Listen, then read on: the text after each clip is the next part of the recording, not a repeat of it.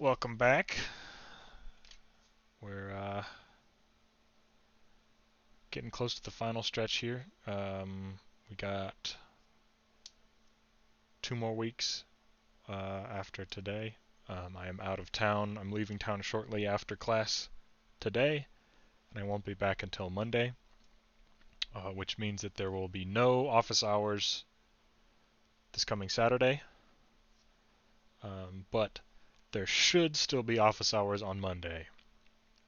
Um, I'm expecting to be back before those. Um,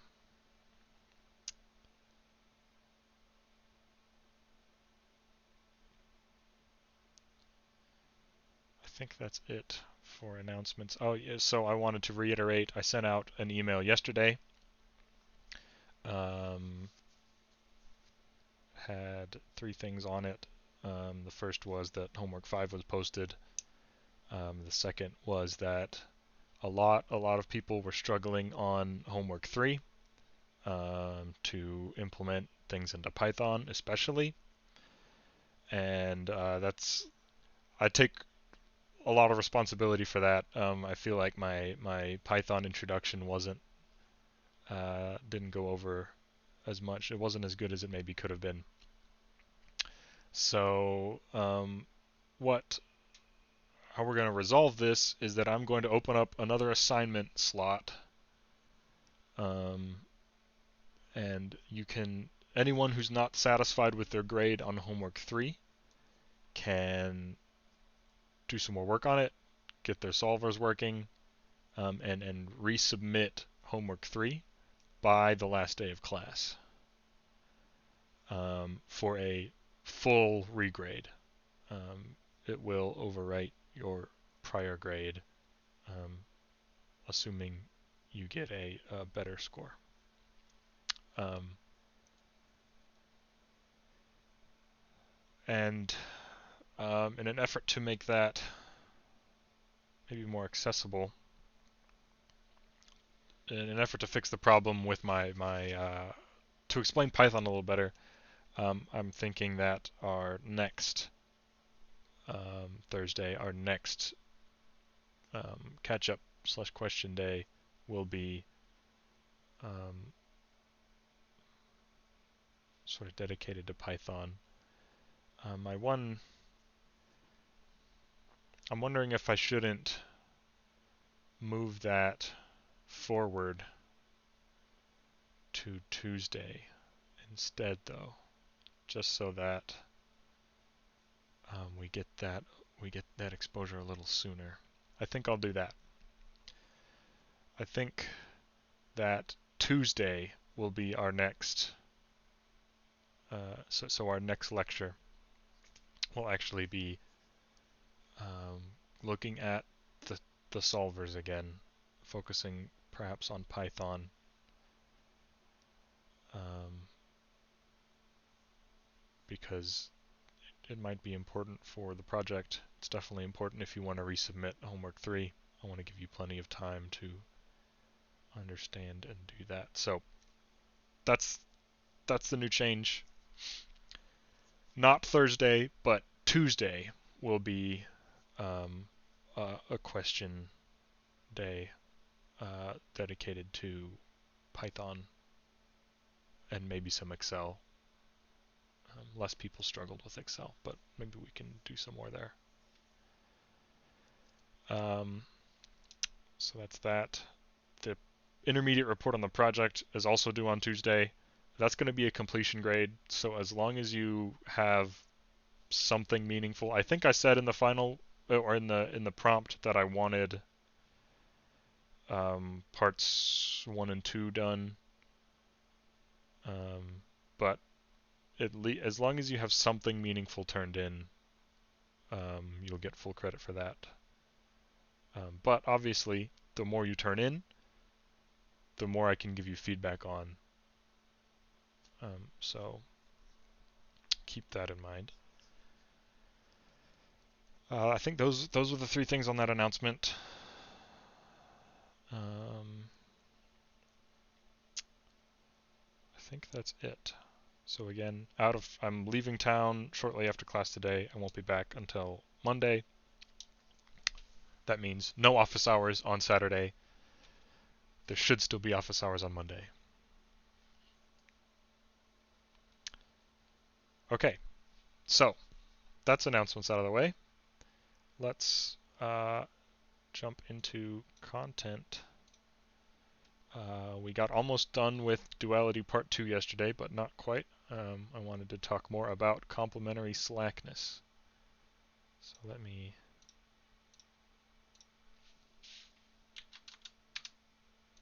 pull that up.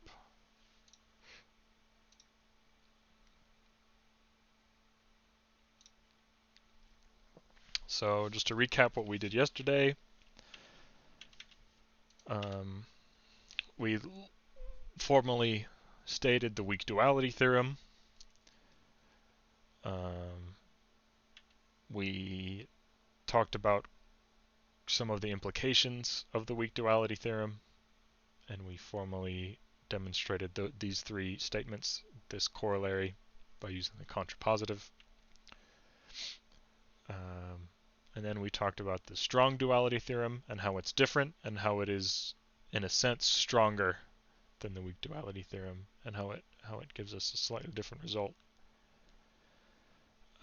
That I'm not going to say it's more useful, but it is useful in different circumstances. Then we proved strong duality formally, and the interesting thing we noticed in this proof was that the sort of the optimal solution to the primal problem informed the optimal solution to the dual. In fact, it gave us explicitly the optimal solution to the dual. And that's wild. And it's really neat, I think. So that trickled down into the complementary slackness condition, which we stated at its sort of most general at the end of last class. So today I wanted to make it a little more specific, a little more legible perhaps. And then I wanted to show off an example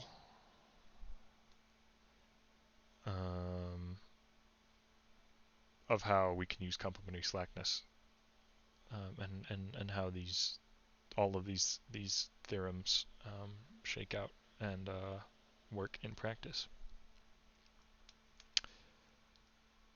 So let's get into that. So this is our complementary slackness condition.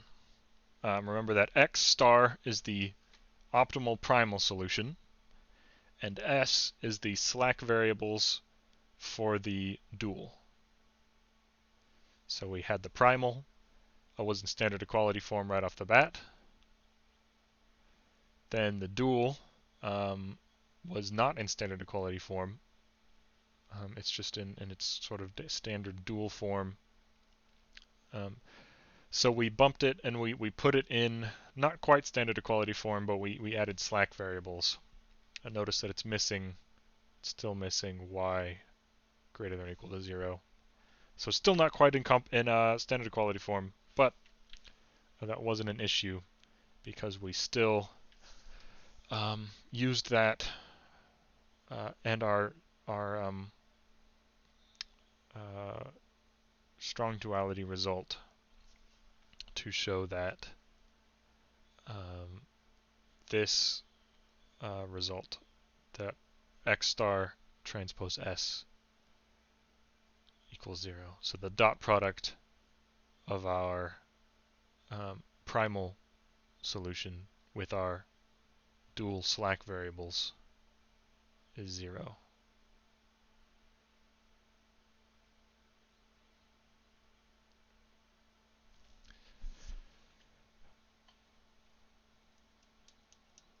So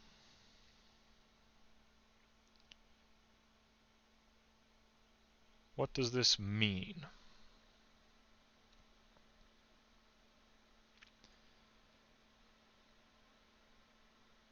well, let's grab it, or let's rewrite it. So the optimal dual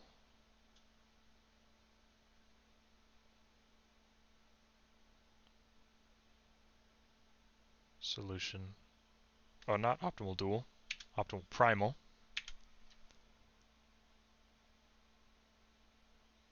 solution x star, and our dual slack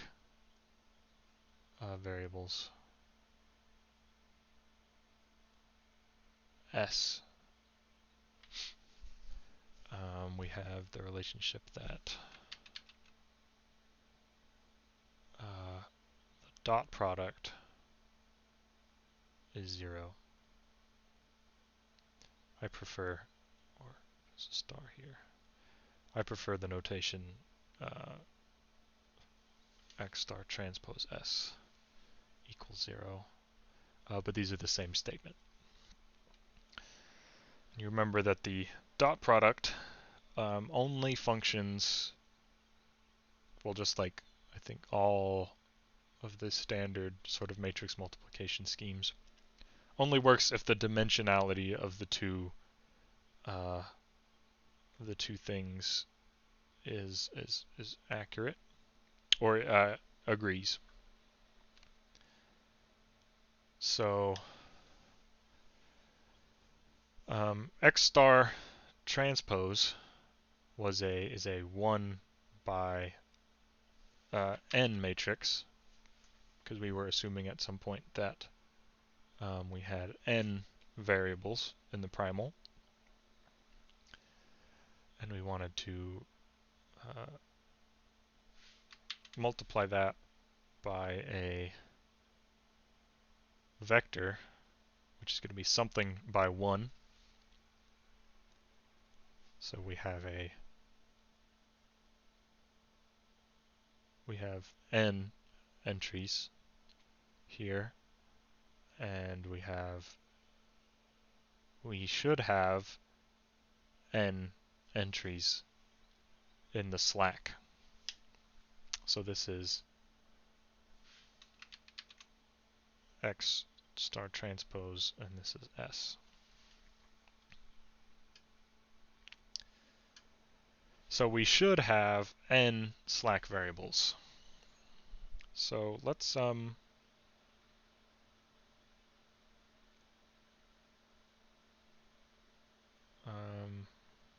do I show this? Yes. So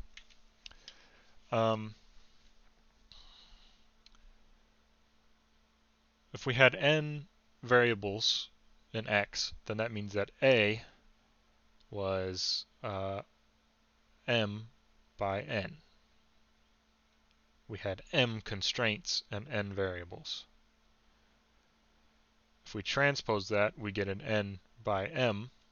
We transpose it in the dual, which means that the dual has n constraints and m variables.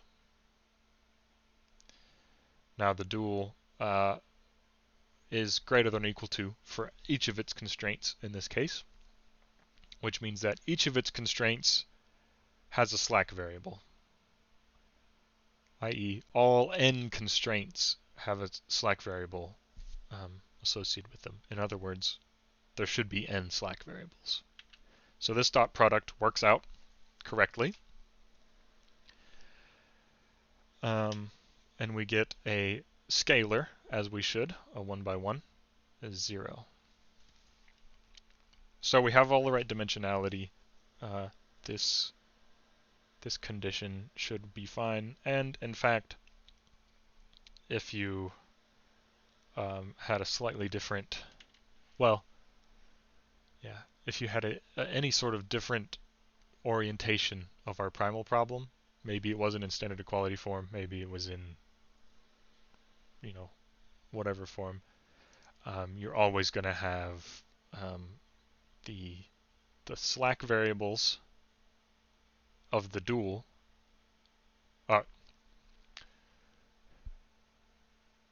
There will be just as many slack variables in the dual as there are um, restricted variables in the primal. So any free variable in the primal corresponds to an equality in the dual. I'm getting too specific here, aren't I? Yeah. What I'm saying is that this will always work out.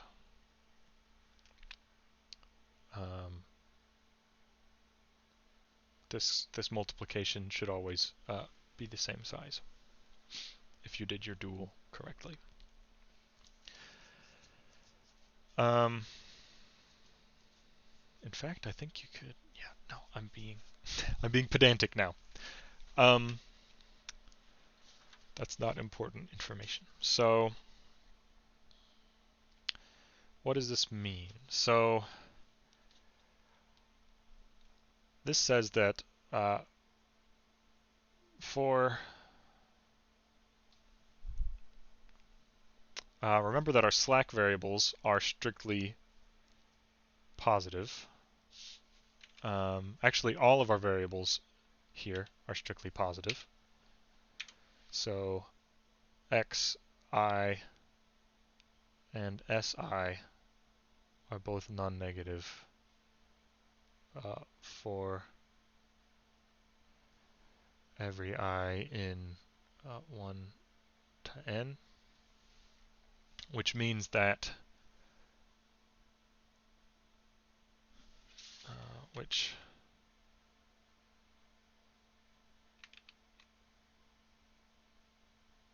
implies that the dot product, which is just x1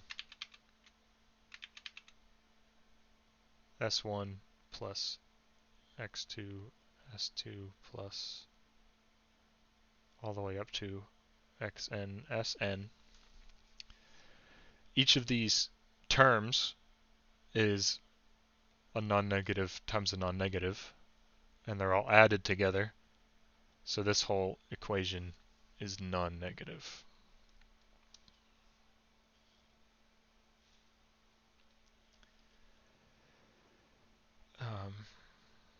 None of the terms can take negative values, so that means that if, since we know that x star transpose s equals 0, each term xi si equals 0.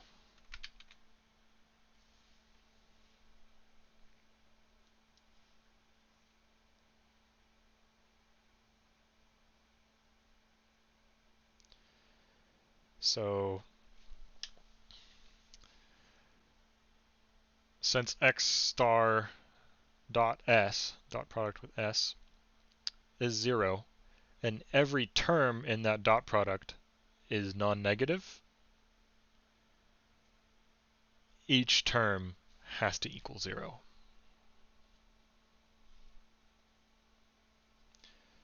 So what that trickles down to is that xi si or x star I si equals 0 for all I in 1 to n. Okay, so let's think about how many more pages do I have? Okay, I'm going to copy that result, put it here. So this says that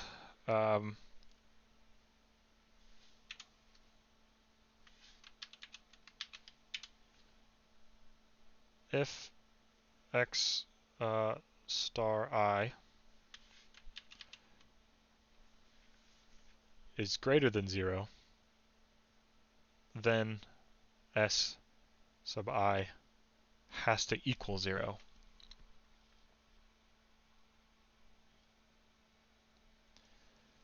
In other words,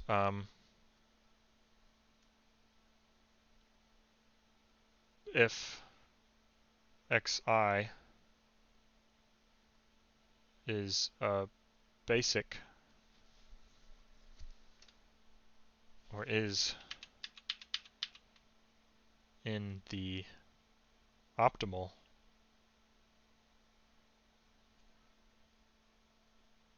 basis, then what does Si mean? Well, Si is a slack variable. Remember that we had A transpose Y plus S equals 0 as our dual constraints. If Si equals 0, then that means that AI transpose Y, or actually, we don't need the transpose there, but here's what I'm going to do. This means that A transpose, the row, or the ith row, times Y plus Si equals 0, but Si in this case equals 1, or equals 0, so we forget that, and we are left with that this constraint, the ith constraint, the ith dual constraint,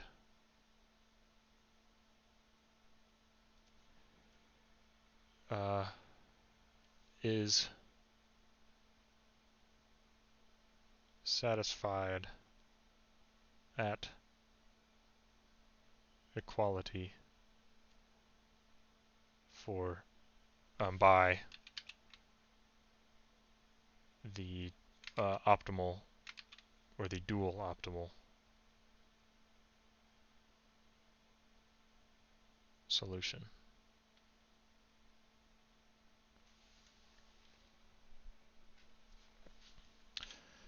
Perhaps even better, we could say,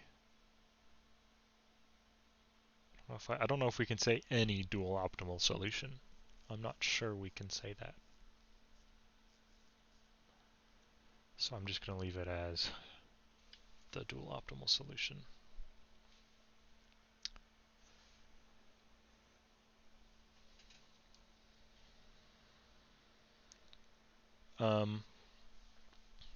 We say that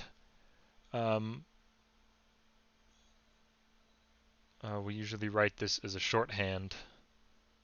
Well, not exactly shorthand, but if xi is in the optimal basis, then the dual optimal solution is tight to constraint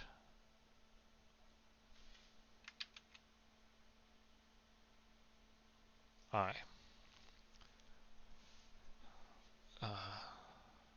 That's a common word thrown around in the OR sort of parlance. It just means that suppose we had a constraint and it's an inequality, so everything on this sort of side is valid, then a solution that lies on that constraint, that satisfies that constraint at equality, is called tight to that constraint.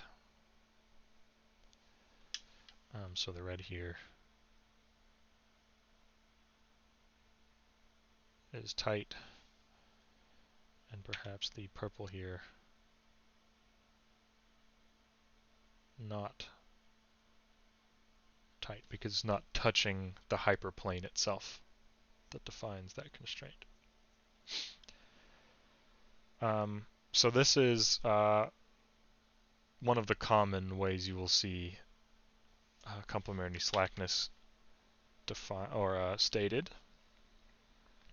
But we have another way we can look at it. If SI equals 0, or correction, if SI is greater than 0, then xi equals 0. That's supposed to be an I, not a j. Which just means that if the dual optimal solution is not tight to constraint I,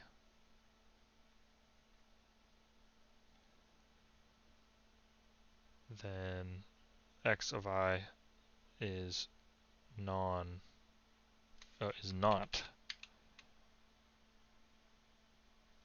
in the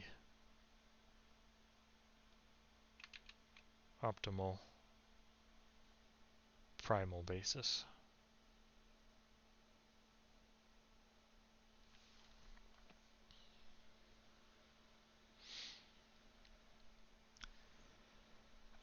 In fact, if we have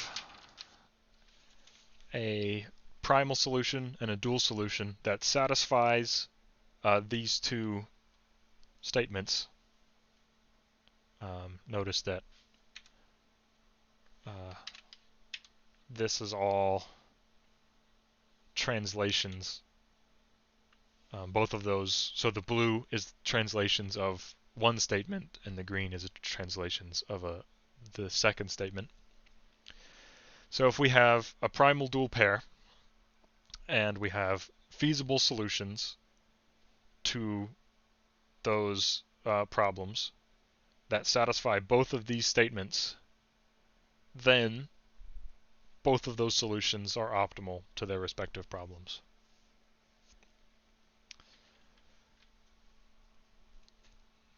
Which is quite a strong statement. And it's very useful. This is the primary way that solvers identify optimality, especially in nonlinear programming. Especially in nonlinear programming. It's very, very important there. But it is, I think, a fantastically cool result that we get in linear programming. So let me scoot down here. I just have it typed up here.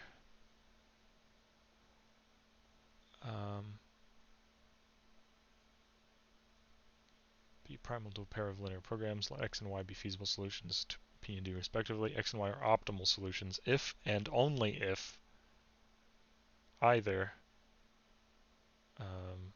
constraint I of P is satisfied with equality by x or yi is 0.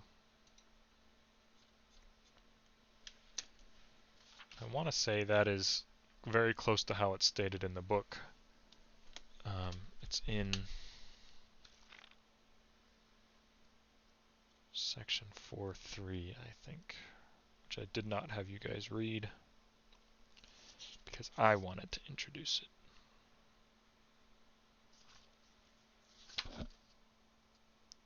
Yeah. It's similar to how it's stated in the book. Theorem 4.6.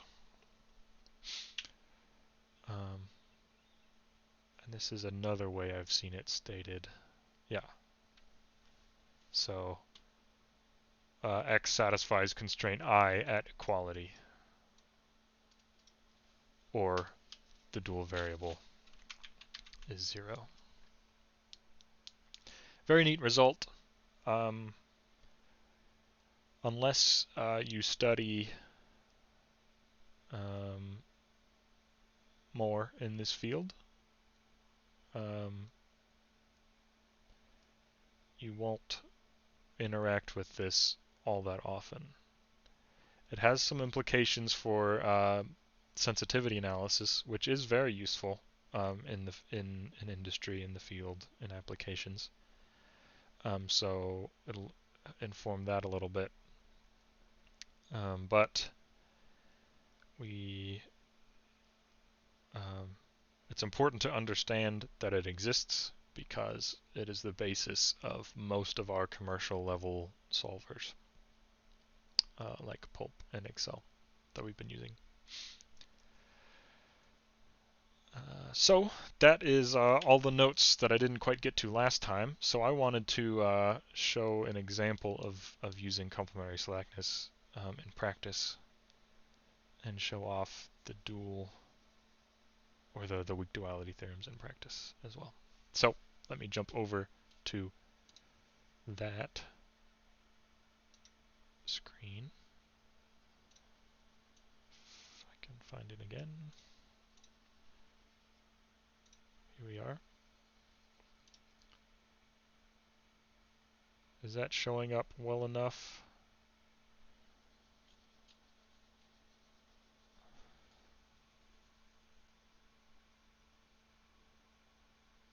Yes. Okay. Excellent. So I'm back in Mathematica, which is the single greatest program ever devised, in my opinion.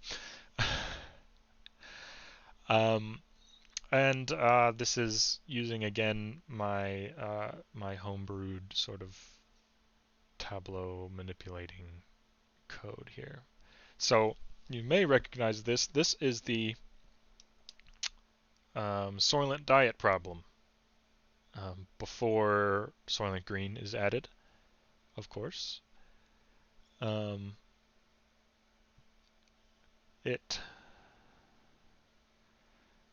What I've done is I have reordered it. I've rearranged it a little bit so that we have less than or equal to's everywhere. Remember that this used to be an equation. Yes? Nothing? Okay. So this used to be an equation, equality here. All I've done is I've duplicated it and negated it. So we effectively have x1, x2, x3 less than or equal to 30 and x1, x2, x3 greater than or equal to 30. Both of those combined give us an equation. Now this is not always good practice because this can result in degeneracy, and I'll point that out in a second, but it's not going to be a problem for this. I wanted to do it this way so that we get slack variables for every constraint.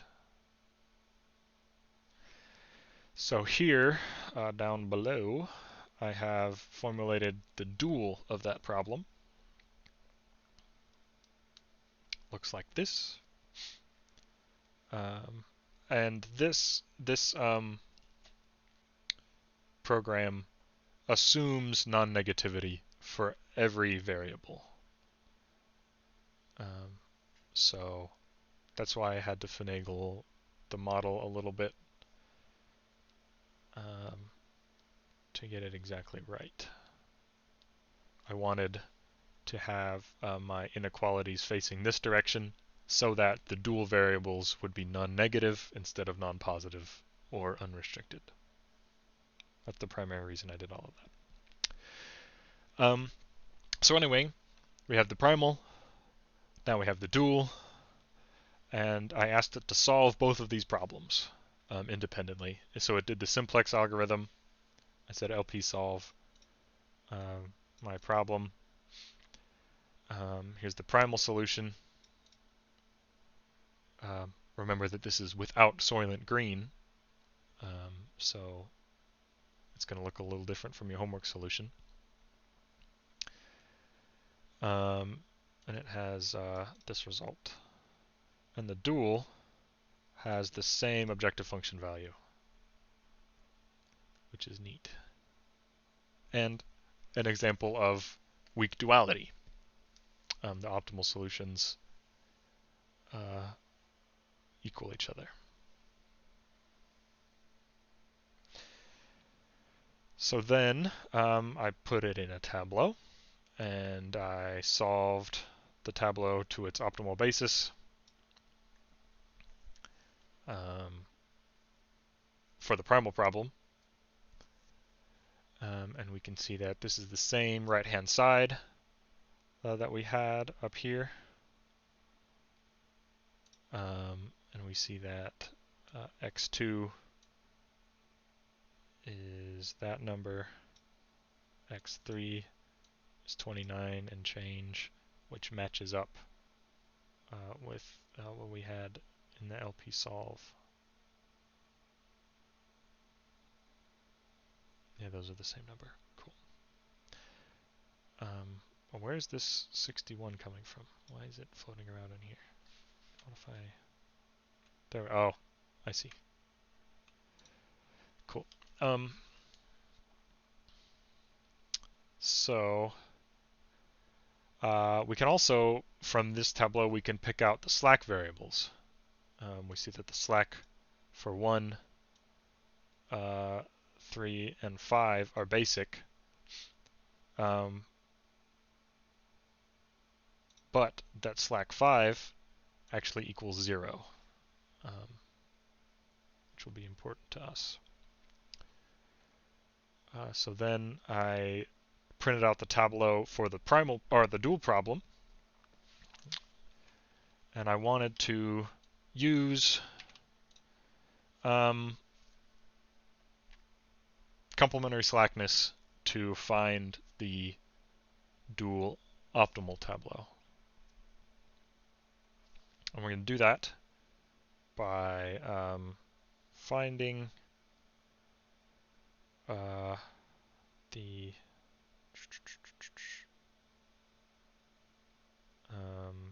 basis, the optimal basis up here, and converting that. So, by complementary slackness, if x1 is non-basic, it equals 0. That means that our first dual slack variable can be in the basis. So in other words, slack 1 can stay in the basis. x2 is basic in the primal problem, which means that it takes a positive value, which means that the slack variable, the second slack variable in the dual, needs to be non-basic. So we're out of luck there.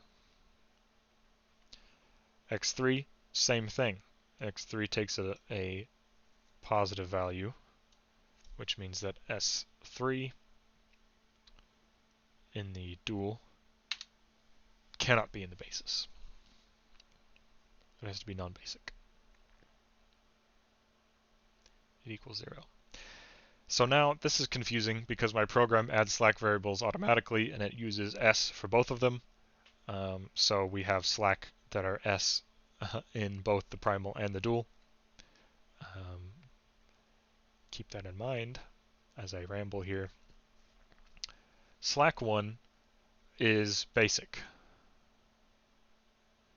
which means that, and it takes a positive value, which means that our first variable in the dual has to be non-basic. It has to take value 0. So y1 is not in our dual optimal basis. S2, on the other hand, takes a value, is non-basic. It equals 0, which means that y2 is in our optimal basis. By the same logic as we've done a second ago, S3 is basic. It takes a positive value, which means that y3 has to be non-basic. It has to take value 0. So it is not in our basis. Y4 and Y5 are actually interchangeable. They're a degenerate point. We can see that because there's a 0 here on the right-hand side. There's a degeneracy happening here. S4 and S5, well, in our case, S4 is non-basic, so it takes value 0. I think I made a mistake. Did I make a mistake? X1. No, I didn't. S1. Yeah, yes. Okay. I'm getting confused by my own S's in both versions. S4 is non-basic. It takes value 0, which means that Y4 can be in our basis. We only have 3 constraints in the dual problem, which means that our basis is only 3 deep. So this should hopefully be our primal optimal solution. I have a syntax error here, don't I? There we go. Yeah. So this is a minimization problem. Remember, it's the dual of a maximization. So we look at all of our objective function row and notice that they're all negative. In a minimization problem, we would want to look for positive values to pivot on, which means that we're done and this is optimal. We can see our basic solution over here on the right-hand side, and we see that it has the same value, same objective function value as our optimal primal solution, which is an example of strong duality. And we found this tableau through complementary slackness, which I think is pretty neat.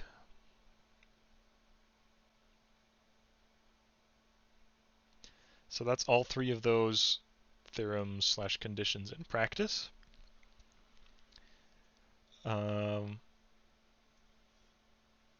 Which is fun, to me anyway. Hopefully to some of you. I think that's all I wanted to show off here. Does anyone have any questions that they want me to discuss? A little bit, a very small question. Sure. Just about the homework. So it's almost it's done for this class or not? What was that? I mean, the class already done or we're still going on? Unless anyone has questions about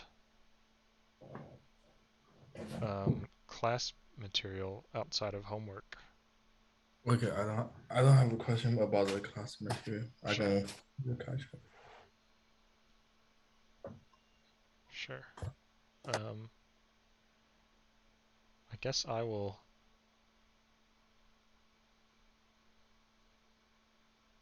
If anyone has any questions about this or another lecture or something. I'll answer those first.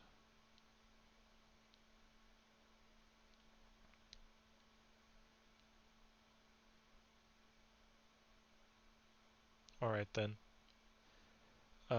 In that case, I will stick around and answer questions about homework or what have you. But you guys are free to go.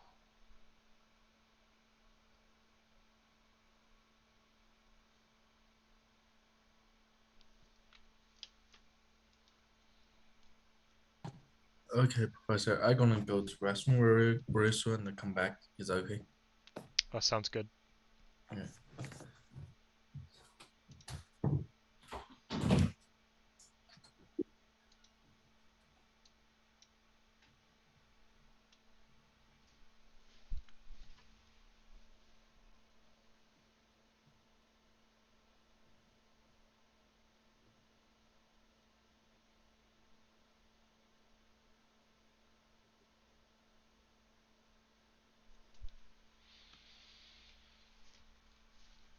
I'm gonna stop the recording actually.